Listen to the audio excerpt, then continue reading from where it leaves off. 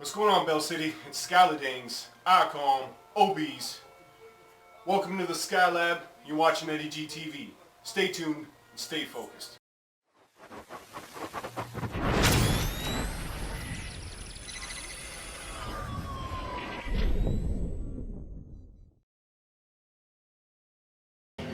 Yeah, it's Eddie G. You're watching Eddie G TV. Interview with Skyler Danes. Tell people who is Skyler Danes. Who is Skyler Danes? I guess Skyler Danes is a bit of a alter ego in a way. It's something. It's definitely Skyler Danes is the hip hop part of me. Is that kind of music. I don't know. It's just I've always been a music guy, and Skyler Danes is it transcends kind of hip hop a bit as well. I was DJ Sky doing spinning a bit of house music. Used to do that for a couple of years. Sky was a nickname of mine, and I just kind of developed it. Sky was just kind of a little generic, so I just kind of blew it up and turned it into Skyler Danes, and that's it. Okay, you beat DJing and rapping. What is your favorite process? If you include performing and rapping, I'd say performing is probably the best thing. There's nothing like the hype of performing on stage. So that's probably my favorite thing to do. DJing is I love DJing. Been doing that for years and years too. You get a good crowd, you get people on the floor, moving. It's a good feeling too. Production's great, but I think once you add that element of interaction with a fan base and people that are connecting with you, that's big. Okay, early on you were on Rogers TV. How'd you get on there? Yeah, that was crazy. We actually got on there because the bartender, I guess, knew somebody at Rogers TV. It was only our second show. We did our first show pretty much in the parking lot of the strip club at back in the day. Yeah. Seductions, we did in the parking lot of there. And then second show was at it was Bottoms Up back then, turned into Rehab. Yeah. And the bartender knew somebody at Rogers. I guess Rogers was looking for something fresh to do. This is back in the Sky and Stunts days. And we were kind of something new. There wasn't a lot of hip hop. There wasn't that kind of scene in Brantford at that point in time. So I guess Rogers just had that interest in it. And they did interviewed us before the show and filmed a bit of the show. It was awesome. And we were on Rogers TV for I think a good couple weeks. First local was showing us, so that was big. It was kind of a neat way to kick things off. What's your favorite thing about DJing? Favorite thing about DJing, I've done everything from spinning vinyl to doing a wedding, and stuff like that. So probably vinyl. I love vinyl. All the DJ gigs that I do now for Buck and Doe's weddings, it's all digital, right? It's almost too easy. I hate to give that away, but it's almost too easy. Vinyl, that's where it's at, and that's a real DJ. Knows how to play with the vinyl. You got the best quality out of that for sure. Okay, what do you feel has been your biggest moment as an artist? That's a good question. The media attention, the bit of the press that I've kind of gotten has been neat. I think probably the biggest moment that I'm maybe most proud of would be It's a Rap for Cancer. We did a show. We had a bunch of guys on there. ICOM came through. Juice was there. Tyler Duran came through. A bunch of dudes came through and performed for free. Came, did the show. We did it at Alexander's, performed for free, and we donated all the funds, all the proceeds to the Terry Fox run that year. And ended up getting in the expositor for that. Got a congratulatory letter from the city of Brantford for our efforts. We were actually the third highest corporate donation for the Terry Fox run that year, which is almost sad because I'm not a corporation. I'm one dude putting it together. But we kind of got a little love for that, and it was great. It's a good feeling to do something like that anyway. Right? So that's big.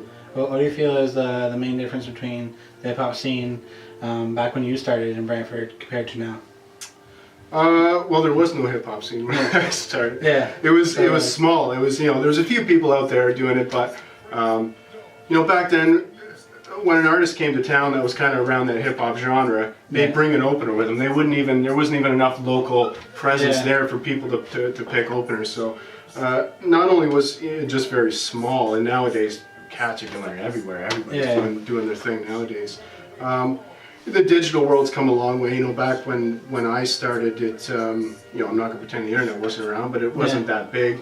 Dudes couldn't shoot their own videos and interviews, and the production, obviously the digital production nowadays is so huge. So there's a lot more control.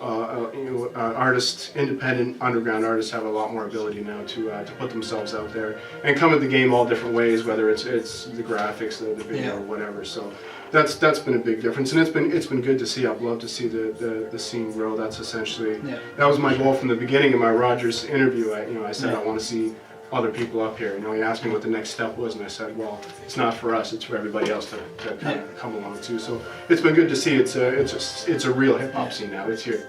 Yeah. So what advice would you give to upcoming MC? Be humble, stay humble. A lot of you MCs out there, just they're not saying the right things. Maybe their head's not on straight. I mean, I get that. Hip hop's that kind of genre. And these young guys have, they have attitudes and stuff, and that's fine. But just try and stay humble. Put yourself out there first. A lot of cats in hip hop. Big thing to do in hip hop is you make your first album and you say you're the greatest, best thing in the world, right? And it's like, no, take it easy, do your thing first. Pay your dues, and then you can talk. So stay humble, and that way peeps will feel you. If you got an attitude problem, you're gonna burn bridges, and being press friendly is a big thing too. A lot of cats out there will never get an article in the Brant News of the Expositor just because they're not. Just because of some of the stuff they're saying. And I'm not saying you gotta, be boring and whatever, but just stay humble, watch what you say, pay your dues.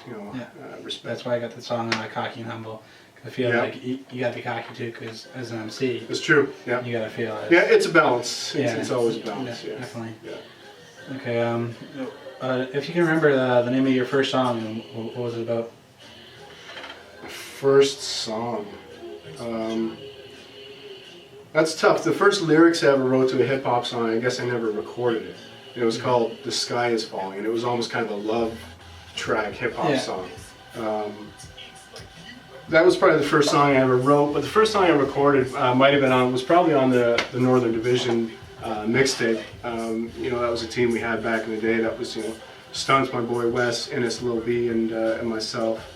I don't know what track would have been recorded first, but that was probably the first. That was the first stuff we ever actually recorded and got serious about. Okay. Where can people find your links? It's always /Skyler Danes on the end of anything. I got a pretty unique name, so it's YouTube /Skyler Danes, Reverb Nation. The new MySpace, I'll put that up now. Don't really have much of a presence on Facebook at this point in time, but definitely check out the Reverb Nation page and YouTube. Okay. Inside EG TV, and we're out. Peace. Yo, what's up, people? It's your boy, the Whiz Kid, and I'm here taking over Eddie G TV for the day to interview the man himself, Eddie G.